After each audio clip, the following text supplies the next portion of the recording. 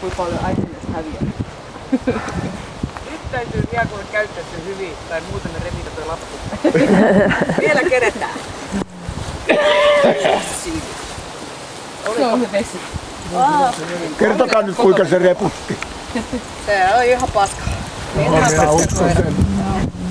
Oliko mitään yllättävää vai oliko ihan tutut reaktiot? No se, että kyllä mä nyt ajattelin, että se mua puolustaa, mutta en mä ehkä ihan ajatellut, että se noin noksaa. Joo. Ja sit se, että puolusti itseä, kun sitä mä ajattelin, että se ei välttämättä tee. Kyllä, se siinä. Sitten sylvyt puolustaa itteensäkin. Joo. No, en mä sitä tossuksi ajatellut. Toimintakyky, sen rohkeus. Rohkeus, miten se menee, erikoiskokeet, kelkka ja pimeä huone, plus sitten kaikki muu. Hän selvitti kelkan oma-aloitteisesti itse välittömästi, kun kelkka pysähtyi pimeässä huoneessa, se liikkuu, ei mitään ongelmia. Ei minkäännäköistä arkuutta eikä siellä haitannut pienet kolistelut eikä mitään. Ja se ottaa kantaa puolustuksessa ja terävyydessä ja kaikessa, eli toimintakyky on +2 hyvä. Terävyys, kuinka se puolustaa itseänsä tuossa seinässä, se on +2 suuri, ilman jäljelle jäävää hyökkäysalua. Se oli kyllä niin tosissaan siinä kuin olla ja voi. Se yritti hyökkiä suoraan niin päin, että se ei välittänyt, vaikka hinna vähän temppasi sitä taaksepäin. Ei pienintäkään väistöä siinä seinässä. Sama puolustushalu, +2 suuri hillitty. Heti oikeastaan sen jälkeen, kun Sirkka tulee esiin ja kärkee sen yhden askeleen ottaa, niin sehän on suoraan menossa päin ja se oikein vetää ylöspäin tempoa siinä. Se on niin täysillä siinä touhussa mukana koulua ja osaa. Mutta kuitenkin sitten molemmissa osioissa, kun muututaan ystävälliseksi, koirakin muuttuu salamana ystävälliseksi. Ei mitään ongelmia sitten niin kuin tämän suhteen, että sillä jäisi jotenkin niin kuin silleen käyntiin se tai... Yrittää vielä nostaa pisteitä. Joo. Nämä on niitä henkisiä pisteitä. Taisteluhalu, kuinka se nauttii tuosta keppileikistä. Ei sen tarvinnut korjailla otteita. Sen kerran kun se kävi juomassa, niin se puotti sen kepin maahan, mutta muuten niin se oli kyllä siinä, mihin se sen kepin otti ja sai vääntää ja se nauttii siitä.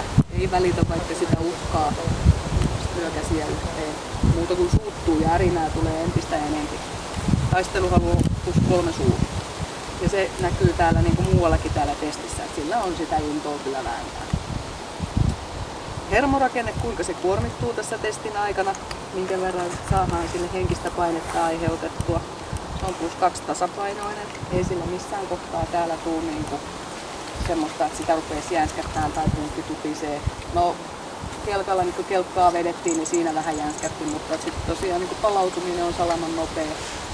Ainoa mikä ehkä oli tuossa puolustushyökkäyksen jälkeen, lähdettiin tohon noin, niin siinä se pikkasen jurahti tuohon kulmalle, että vieläkö sieltä joku äijä tulee saatana, mutta sekin meni sitten sillä yhdellä jurahuksella ohi. Eikä jäänyt sitten kun menitte, niin kaikki oli ihan ok, että se oli ainoa semmoinen, mikä sillä jäi vähän niin kuin näki, että se pikkasen pootti, että vieläkö tulee lisää äijä.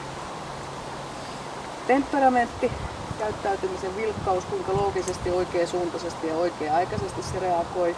Ja sitten tavallaan toi mitoitus vielä, että uhkaan nähden. Se on +3 vilkas. Se näkee rekisteröi asiat, reagoi, väistää.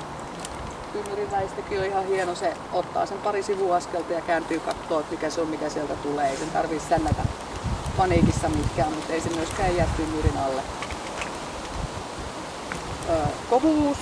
Kuinka se muistelee näitä ikäviä asioita, se on +3 kohtuullisen kova. Ei se niin mistään on moksiskaan, se kulkee rintarottimilla, menee uudestaan. Ja se näkyy myös noissa, että niin seinässä niin ei tosiaan anna periksi, ei pätkääkään. Et sillä on kanttia, pitää asemansa siinä. Ja tosiaan pimeässä kolistellaan vielä vähän lisää. Ja silloin kun se lähtee noin kovana pimeeseen, niin silloin tulee nämä pahemmat kolinnat. Luoksepäästävyys, se on 3 hyvän tahtoinen luoksepäästävä avoin, siinä ei ole mitään, niin kuin sanottu, hyökkäysten jälkeen se on taas ihan ok.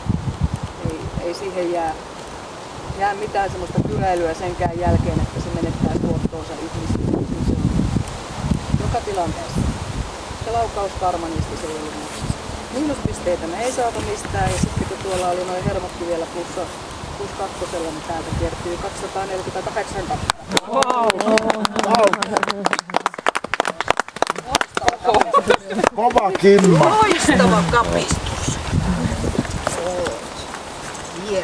Onneksi olkoon niin. Kyllä sä osaat. Joo, se on kyllä hyvä koira. Joo.